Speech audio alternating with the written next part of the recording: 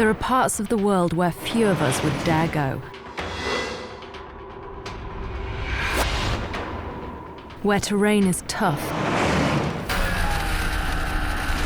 and temperatures unforgiving. And where mysterious myths and infamous legends still linger in the shadows. I'm Francesca Chiorando, and I'm on a mission to discover some of the most treacherous corners of the globe. Dangerous! Yeah, sorry! Ah! Some scary, and others dangerous. Genuinely thought I might die. Places where the landscape has shaped its people. Are these really some of the most challenging places on Earth? This place hits every single one of your senses with a sledgehammer. And what will I discover when I get there?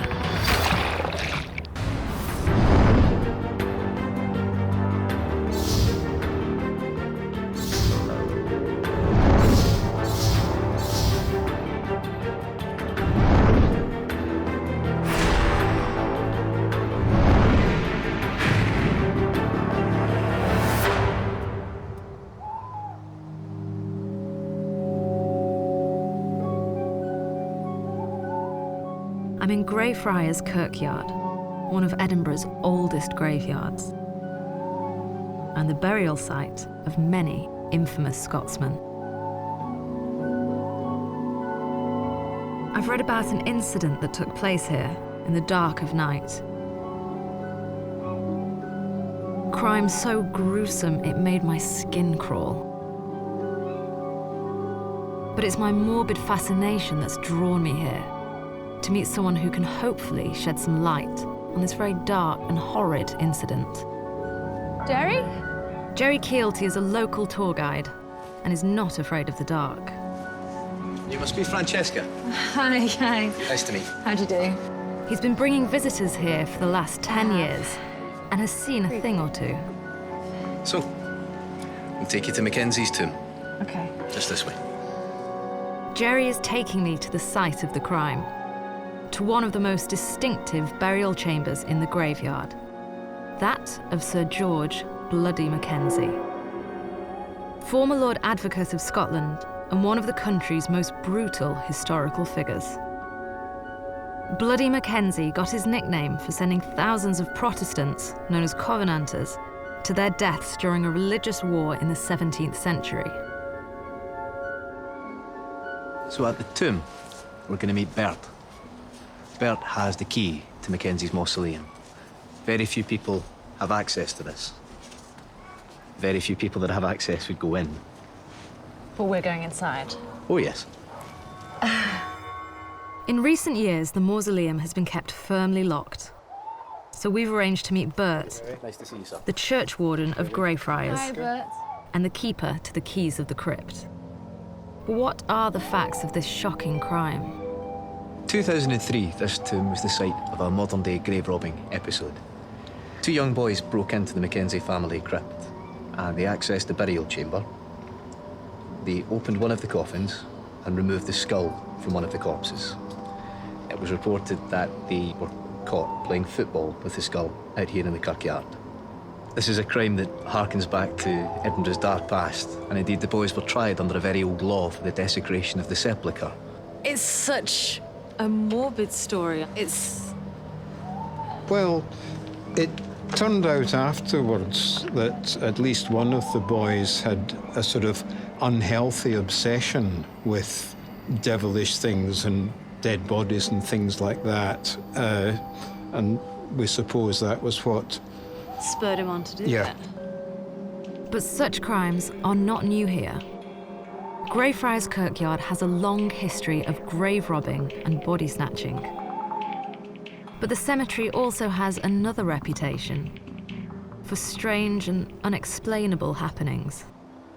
In an old book of Edinburgh stories from 200 years ago now, we find the author telling his readers that the tomb has then long had the reputation of being haunted. The other thing is that the children from the orphanage next door when it was an orphanage, subjected new boys to a dreadful initiation rite. They told a new boy what was in the chamber below, and the poor child had to come to the door on a dark night, knock loudly on it, and shout a rhyme, challenging the ghost of Bloody Mackenzie to come out and chase him. Do you want to watch?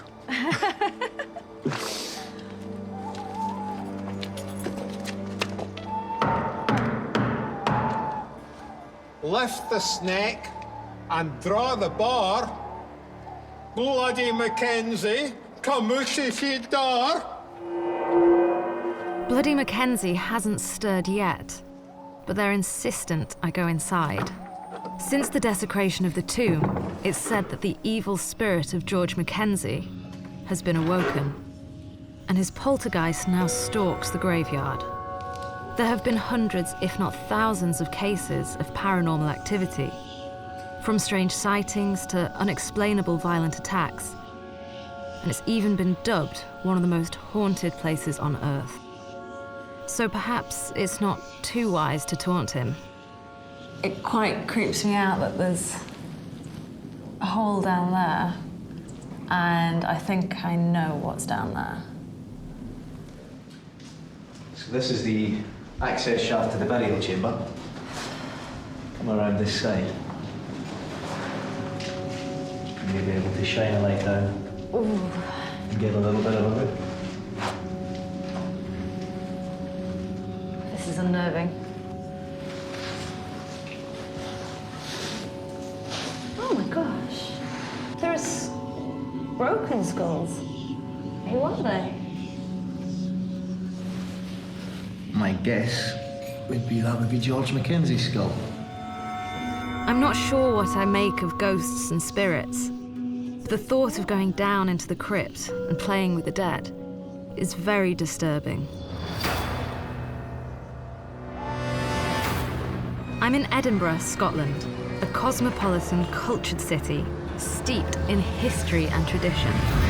Located on the northeastern coast of Great Britain, Edinburgh is Scotland's capital and its second largest city. Famous for its iconic castle and quaint streets, tourists have been flocking here for over 200 years. Some are drawn here for the arts and culture, but I'm here to find out about its sinister past. The story of two boys breaking into Bloody Mackenzie's tomb made the national newspapers. They were dubbed modern-day grave robbers, a crime that harks back to the 19th century when grave robbing was rife. But why would anyone ransack an old grave? Why did people resort to such revolting lengths? To try and understand, I'm going to have to dig into Edinburgh's murky past, get up close and personal with the dead, learn about Scotland's deadliest serial killers. And it's documenting two men who took the idea of body snatching a step further and committed murder. Carry out a dissection. The noise. And scare the living daylights out of myself. Okay, it's coming up on my left. God, my heart is going so fast.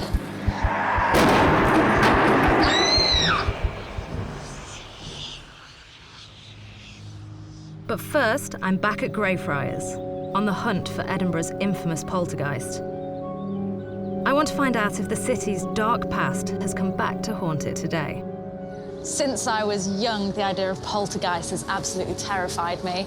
And the thought of being here with one, it's a little bit more than I can deal with right now, to be honest. Luckily for me, Jerry has agreed to come with me. He's taking me to the part of the graveyard that has gained the reputation as one of the most haunted places in the world. We're going to head now towards the Covenanters prison. This is the part of the graveyard where we have most of the paranormal activity that occurs in the graveyard. Since 1998, it's been locked to the public. And at the moment, we're the only people that go inside. When you say paranormal activity, what do you mean? This place is most famous for violent attacks. Since 1998, the gates have been locked to the public after a gentleman was found unconscious who claimed to have been attacked. By what? Well, it's hard to be sure exactly. Whatever it is, it's not a physical form. Nobody has ever successfully proven exactly what it is, so various different theories. That's terrifying. Whatever it is, it's said to be attacking people. Thousands have reported being physically harmed, from scratches, bruises, to people being knocked out. I'm not sure if I really want to go inside. The Covenanters prison is described by some as the world's first concentration camp.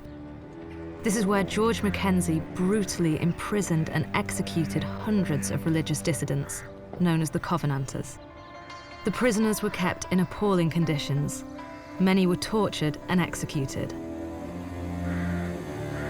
Given its history, it's not surprising it's got a reputation for being haunted. It's very different from any other cemetery I've been to. It's quite sinister. Attacks have been reported all over the Covenanters prison, but statistically, this is the place that it happens most often. It's been nicknamed the Black Mausoleum. What's your personal take on all of this? I went through a very long period of being very sceptical and thinking that it was all just stories. But since I've been in Edinburgh, I've seen enough strange things that I think there's something that we don't understand going on here. And we use the word ghost because we don't have a better word for it. I don't insist it's the soul of a dead person, but so many things have happened in here that there's something. You can't be skeptical. You can be open-minded.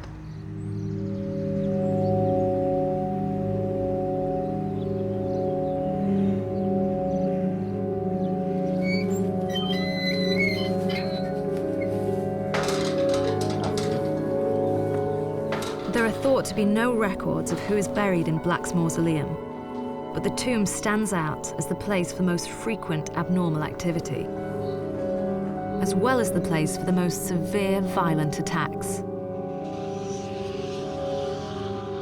I'm not sure what I believe, but the thought of going into this so-called lair of paranormal activity is certainly unsettling.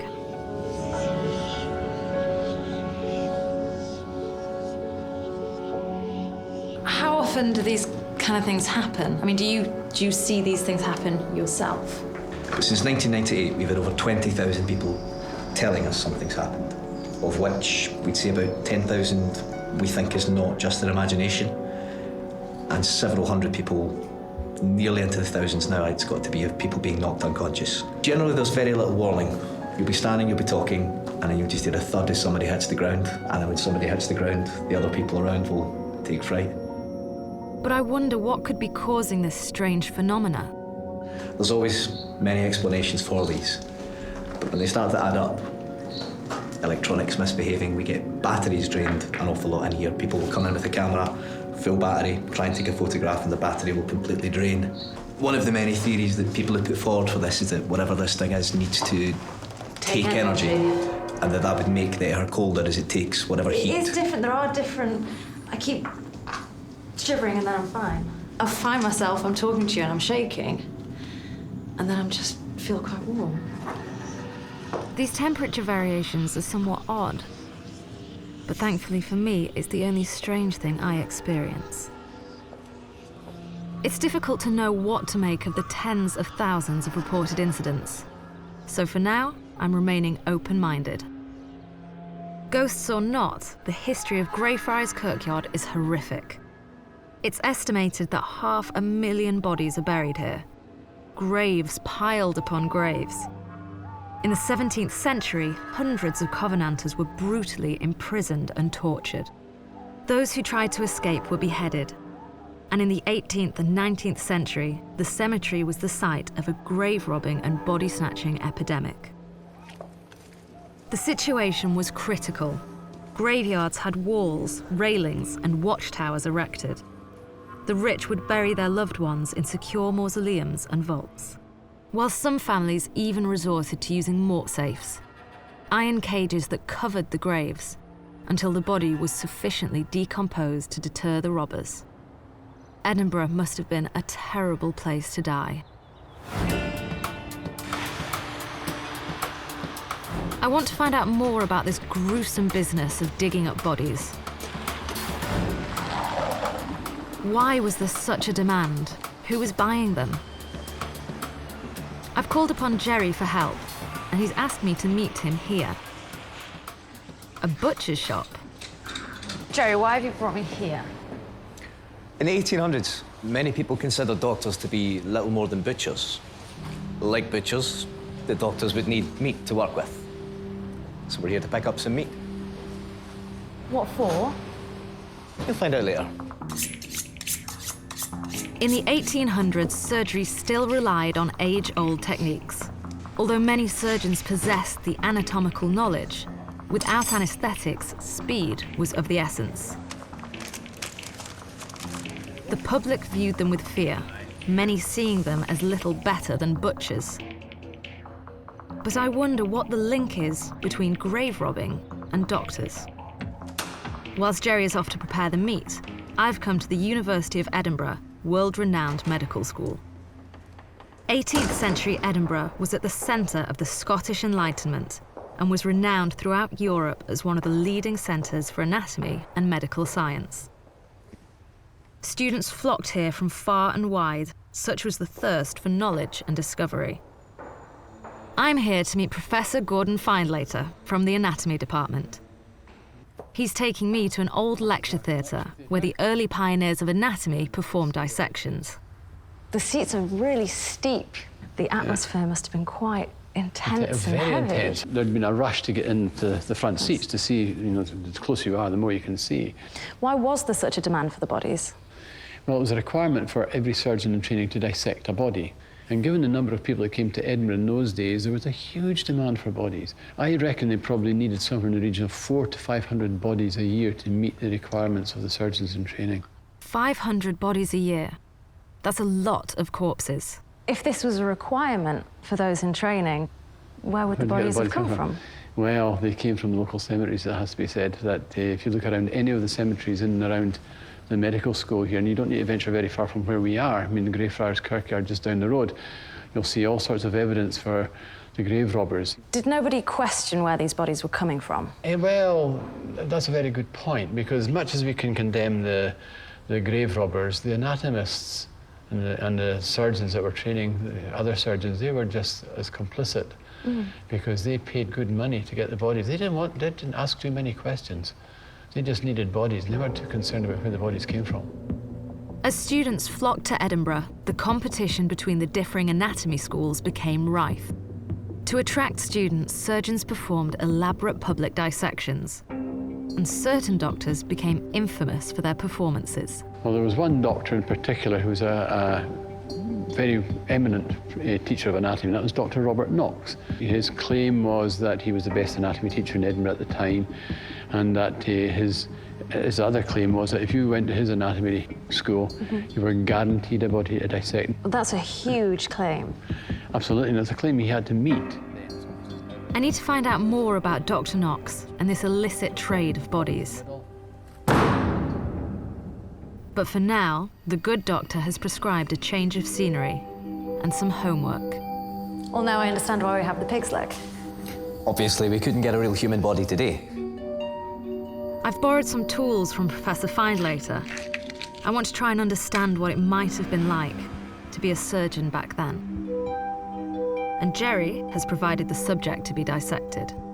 Professor Findlater said that they would start by peeling the skin back so then they could get to the muscles and the ligaments. Oh, it's tougher than you would imagine. This is gruesome. Until the 1800s, dissections were normally a public spectacle, as well as a teaching event. And they would normally be held in winter, when the cold weather meant the corpses did not decompose as fast. Obviously, the cadavers would come in different conditions, depending how they died. Some of the bodies coming up from Liverpool to Edinburgh would have been 3 to 6 months old. But there were different methods of preservation involved, and different doctors would take bodies in different conditions. In Edinburgh, Dr. Knox prided himself on having the freshest bodies for students to look at, and the fresher the body is, the more they have to learn from it.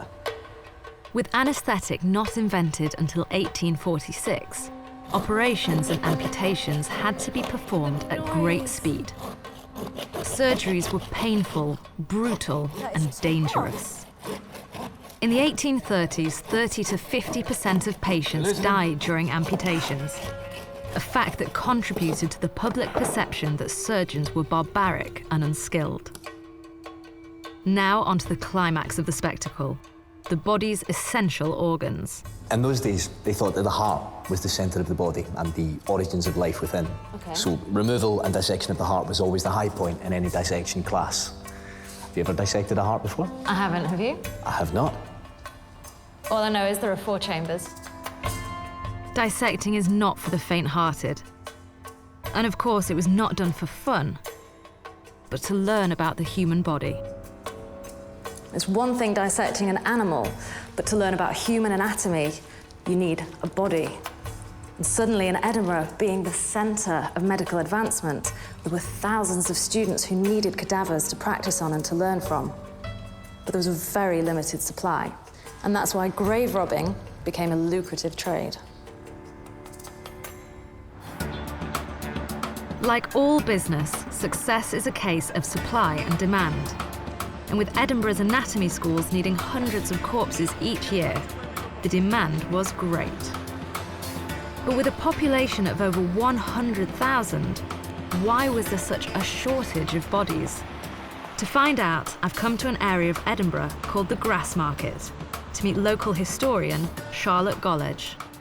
So this area here was the Grassmarket, and this is where we had our public executions up until the late 1700s. In Scotland at this time, it was only the bodies of people who were convicted for like the crime of murder that could be used. Part of the sentence would actually be dissection, so it would be death and dissection. So the convicts knew before they died that their body was going to be used for science? They did. Surgeons would sometimes go to people who were like convicted to die who didn't have dissection, and they would actually ask them would they sell their bodies to the surgeons after death. Christians at the time believed that the body of the deceased must be kept intact, the day of resurrection. Due to the potential consequences for the afterlife, dissection was seen as worse than death itself. Only hanged felons could be dissected legally, but numbers were insufficient. So people turned to stealing from the graves. That's got me thinking.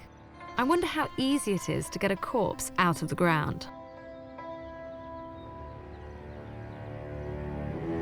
On a cold, dark night, on the outskirts of Edinburgh, there's a new gang of modern-day body snatchers on the prowl. So my sources tell me you should have a fresh grave here tonight. Our aim is to remove a newly laid-to-rest corpse as quickly as possible and make a fast profit. Body snatchers, or resurrectionists as they were also known, worked in small gangs of usually 2 or 3. I think this is us. Just up ahead. They would find the corpses through a network of informers, or sometimes even attend funerals to scout out for the newly deceased. Looks fresh. Let's get to work.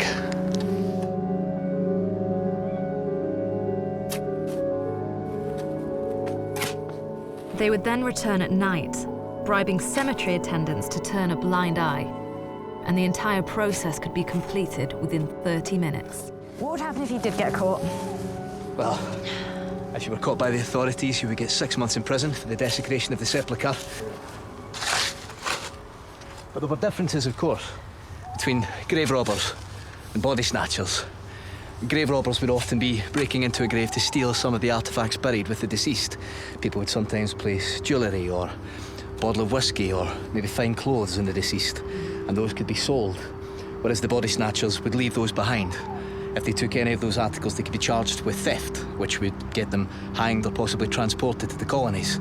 But if you only take the body, in Scots law, a body doesn't belong to anyone. So the only crime is actually breaking into the tomb, which is why they'd only get 6 months in prison.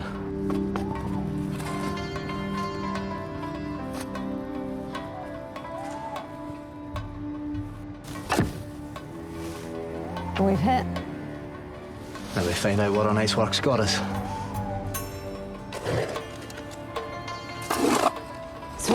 coffin. How do we get the body out? Well, if we wanted to be quick, we'd probably just break open one end and try and drag the body out by the head or the neck.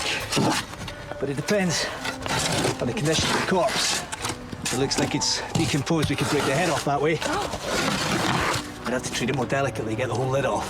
There'll be some pretty bad smells when we crack this open. But hopefully we shouldn't see any significant damage. We should probably see what's in there, eh? I don't know if I want to. Ladies first. I'll keep the lid open, you reach in and see if you can find anything.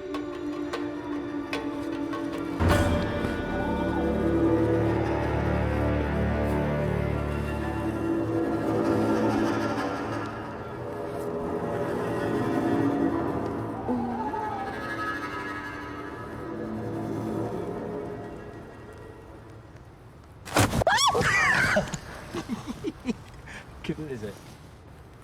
Very funny, Jerry. But body snatching is no laughing matter.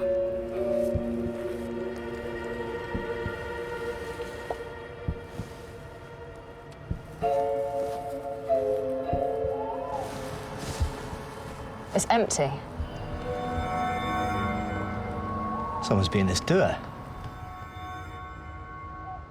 The way it felt when we prized open that lid and I put my head down there to see what we were going to find, waiting to see what was going to be in there.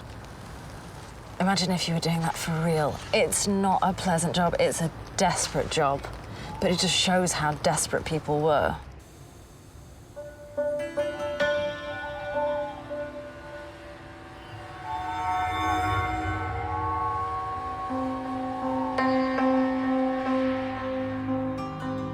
I've come to Scotland's National Library to dig further into the city's murky past. The library houses one of the largest archives anywhere dedicated to Scottish history.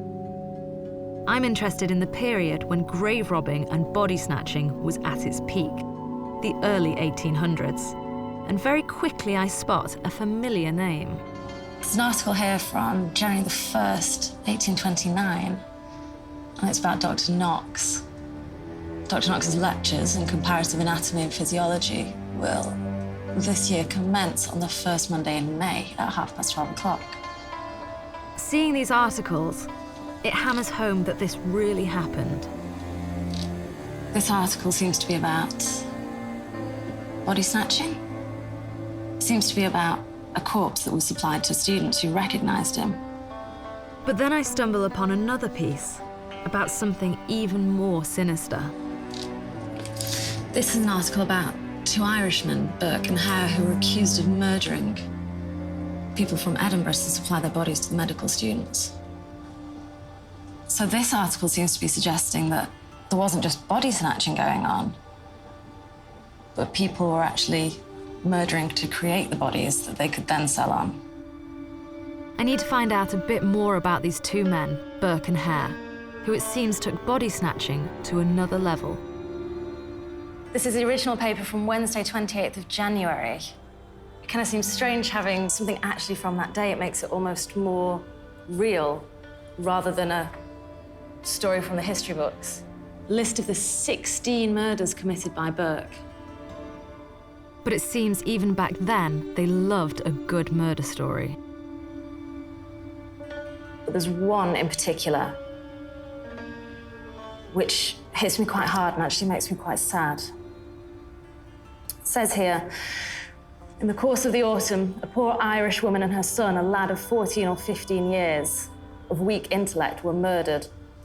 The female was bereaved of life when lying asleep on the straw, so often described. She was stripped and put in a herring barrel among brine, while Hare strangled the lad over his knees by the fireside and thrust the corpse into the cask above his mother. Burke and Hare sound like unpleasant chaps, to say the least. Murdering people to sell their corpses. But I wonder how they even got into the dirty business of murder. I've arranged to meet Charlotte again in the White Hart Inn, one of the city's oldest pubs. But there's another reason Charlotte picked this place. As some of the photos might suggest, Burke and Hare actually used to frequent here. Burke and Hare were Irish immigrants that came to Edinburgh, and they'd heard about the body snatching, and basically they fell into their job. They decided to bypass the dirty side of body snatching, and instead they took to murder. The first body that they supplied to the medical students was purely by accident. William Hare's wife, Margaret Hare, had a lodging house just a hop and a skip along the road from here at Tanner's Close. She had a lodger and he died of natural causes, but he was owing £4 in rent. Now, Burke and Hare, they'd heard about the body snatching, and instead of having this man buried in a nice Christian burial, they decided they were going to make some money from him. So they put him in a tea chest and they took him up to Surgeon Square, looking for Alexander Monroe, the famous surgeon at the time. A student actually sent them on to Dr. Knox. So it was purely by chance they ended up with Dr. Knox, the anatomist. But that first body that they took to Dr. Knox, they got £10, which is the equivalent today of about €1,000. It was a lucrative business. Burke and Hare went from being mercenary opportunists to ruthless killers, and they used to come to this pub to find their victims. Once they got into the trade a little bit, this was the perfect place to find people. They used to like taking people back to their accommodation. If they were already drunk, that was quite good, and then they would carry on plying them with drink. So coming somewhere like here was perfect. You'd find the people who looked a little bit rough around the edges, perhaps somebody that wouldn't be missed, a traveller perhaps, or some of the down and outs who might not be long for the world. Did nobody ever question either Dr. Knox or any of his students how these two men were getting hold of such fresh corpses? It's believed that someone did once ask William Burke where he got the body from, and his response was he got it from an old woman at the back of the Canongate, which is basically modern-day terms of it fell off the back of a lorry. It's amazing to think that coming here for a drink could have cost you your life. I'm glad times have changed. Walking through the medieval Old Town, with its cobbled streets and distinct passageways, you can really soak up the sense of history. The past is very much still present. It's all around you.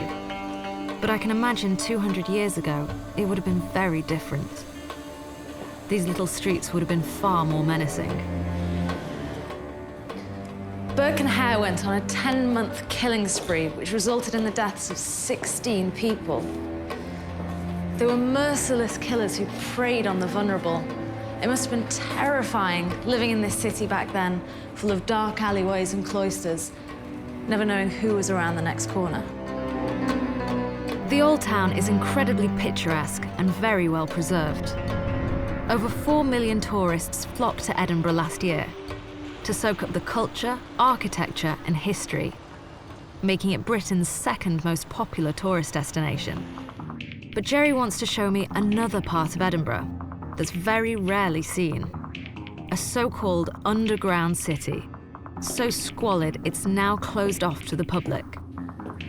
These vaults form part of the South Bridge, built in 1788. They were discovered by chance during excavations in 1985, revealing a labyrinth of chambers and tunnels spanning 300 metres. So this is the South Bridge. It's one of the few parts of the underground city that's been excavated so far. This area is called the Vaults.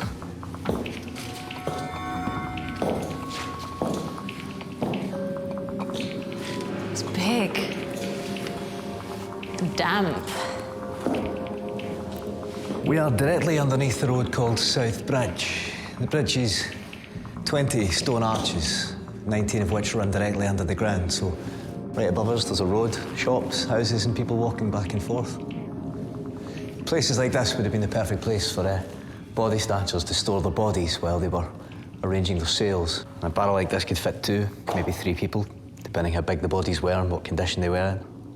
Once rigor mortis sets in, they're very hard to move, but if you get them nice and early, you can still move the legs. How long would the bodies be stored down here for? As short a time as possible, but it would depend how quickly you could arrange a sale. Obviously, the body snatcher wants to get the most money he can. The longer you leave it, the less money the body's worth, but you need to make sure you can arrange the safe transport and that you've got somebody waiting at the other end to pick it up. The south bridge above our heads was built to connect the old town to the university quarters.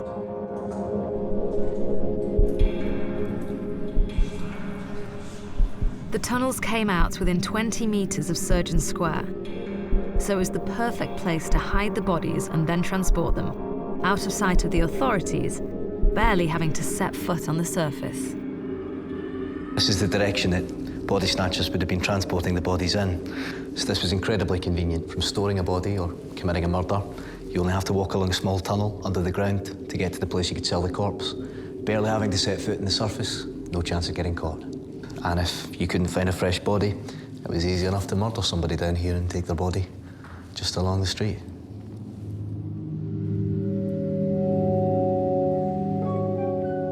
But these chambers served another function. They were designed to be an underground shopping centre with an array of different businesses, from taverns and cobblers to cutlers and smelters.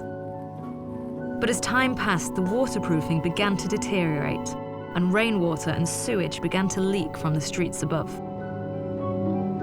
But when the waterproofing dissolved, all of the shops moved out. And in its place, poor people moved in. And this became basically a shanty town. People lived in here. Yes. Edinburgh had nearly 10,000 homeless people at the turn of the 1800s. And the city decided to make being homeless illegal. If they didn't have a roof over their head, they would be deported. And this was the only roof left. Population estimates vary tremendously. One of the few people who took records said that on average, in a room of this size, you could have anything up to 100 or 150 people crammed in together. Living in here. This would have been the living room, kitchen, there would have been open fires for cooking, bedroom and bathroom, buckets in the corner. We're not sure what the life expectancy was down here, but the estimates peak at about 6 months for a fully healthy adult male living in these conditions. The town guard wouldn't enter this place because the conditions were so bad, so any criminal you can imagine was given public notice. There was a dark tunnel under the streets and the police wouldn't enter, full of vulnerable people. You would have smugglers, body snatchers, murderers. It's crazy to think there was a whole community living here beneath the streets of Edinburgh. Utter misery. There must have been an awful sense of claustrophobia, fear, mistrust, having to live in appalling conditions alongside criminals and murderers.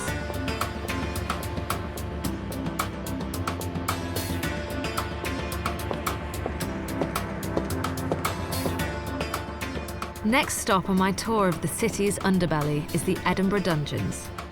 For Burke and Hare and the other body snatchers, the vaults served as the perfect place to store the corpses and transport them to the surgeons to be sold.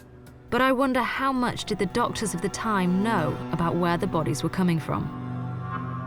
Was Dr. Knox, who brought all 17 of Burke and Hare's victims, complicit in their crimes? To find out, I'm travelling back in time to his surgery, but I'm not quite sure what to expect. What are you doing here this late hour? All right. Well, welcome to the great anatomy theatre of the great Dr. Robert Knox. I am David Patterson, the good doctor's assistant and porter. See, it might be the doctor that gets elbow deep in cadavers each evening, but it's me that really gets my hand dirty. Do the names Burke and Hare mean anything to you? Ah, you know of the Williams little business then, do you? I hear that perhaps Burke and Hare have rather sinister means of getting hold of these bodies. Ah, yes, you're no doubt talking about the Burke method. Well, you don't look the sort to refuse at all. See, they start off by plying them with a nice wee dram of whiskey, which the victim always downs in one. Down in one then, Francesca. On with you. Go on. Ah, beautiful, knock it back. That's followed by another. On you go. Come on, we don't have all night.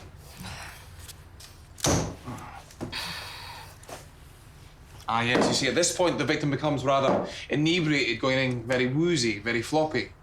And Burke emerges with 2 fingers at the ready. He clamped them across the nose like this, adding a thumb underneath the chin, forming a vice-like grip. I'm not going to touch you. I don't know where you've been. You can just demonstrate on yourself. 2 fingers around your nose like that. There we are. The thumb underneath the chin. Now squeeze tight, and you can confirm. Very difficult to breathe, isn't it? Yes, very good. Keep going for about 5 minutes. At this point, hair emerges and pushes on the chest, all the air leaving the lungs. After a few short minutes, the result would be death.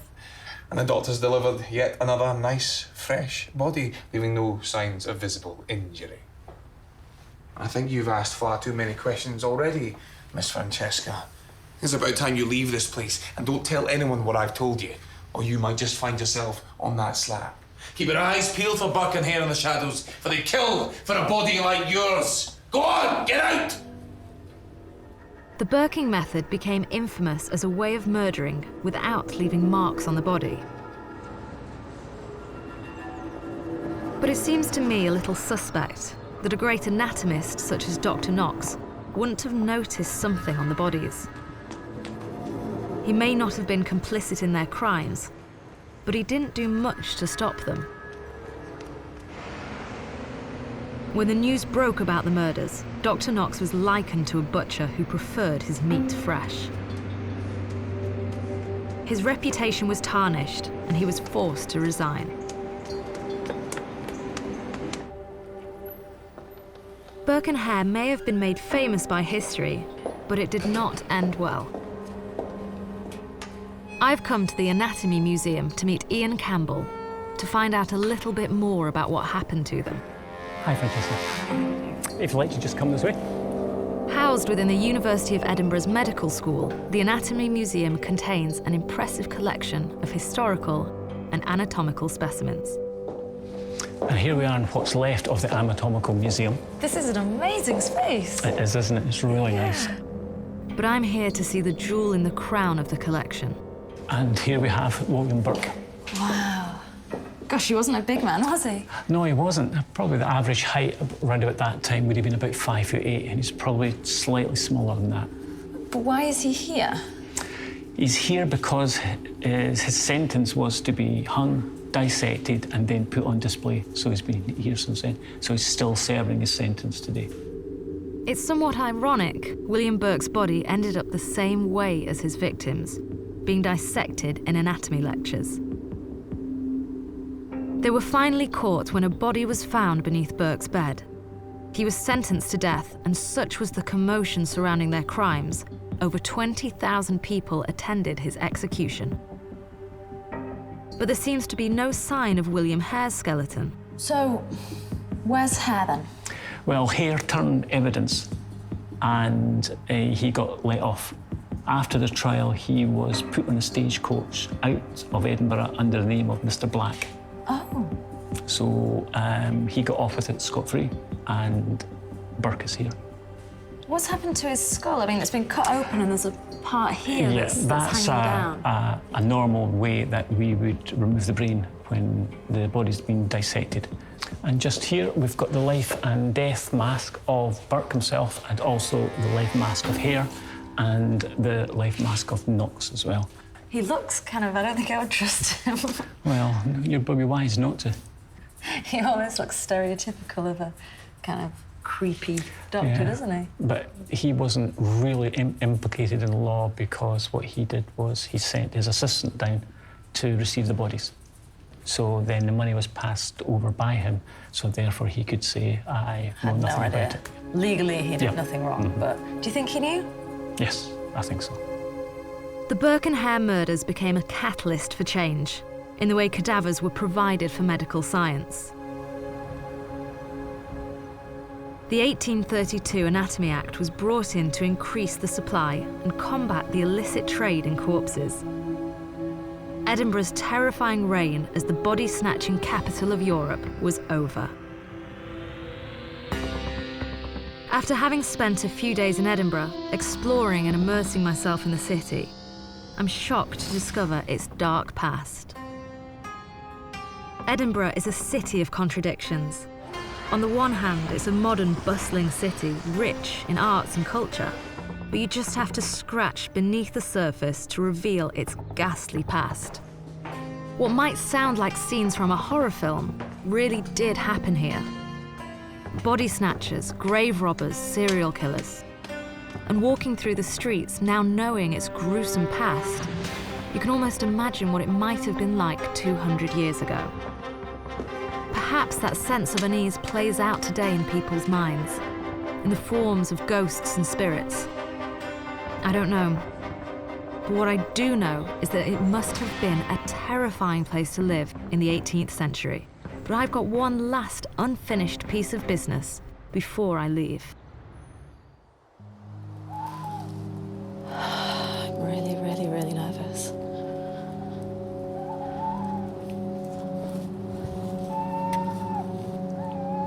I'm back at Greyfriars Kirkyard, this time alone, in the middle of the night.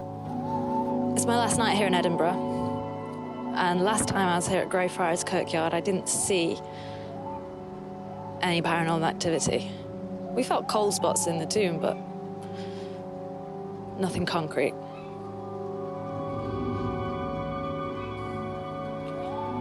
This is the Covenanters' prison. Just to the left is Black's Mausoleum, and that's where I'm going. Alone. Jerry's given me the key, so I'm gonna let myself in and go in there for as long as I can bear and see what happens.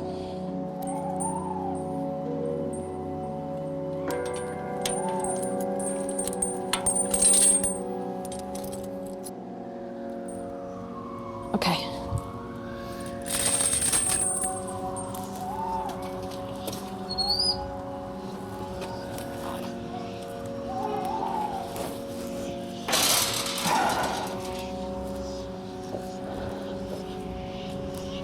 I'm so scared right now. And I'm not quite sure why I'm thinking this is a good idea. Surrounded by tombs with people in an area that has the most reported hauntings and the most evidence of hauntings in the world. Look at this.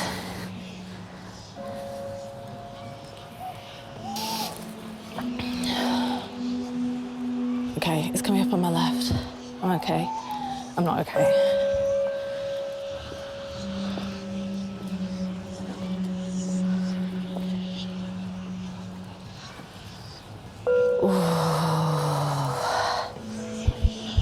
God, my heart is going so fast. I'm actually shaking.